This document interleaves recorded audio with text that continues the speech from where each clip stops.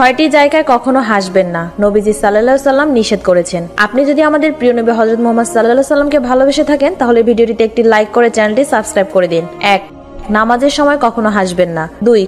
কবরস্থানে হাসবেন না। 3. মোনাজাত ও দোয়া করার সময় হাসবেন না। 4. অসুস্থ ব্যক্তিকে দেখতে গেলে হাসবেন না। 5. কারো চেহারা খাটো বা লম্বা দেখে কখনো হাসা যাবে না। 6. ইবাদত নিয়ে কখনো হাসি বা ঠাট্টা করবেন না।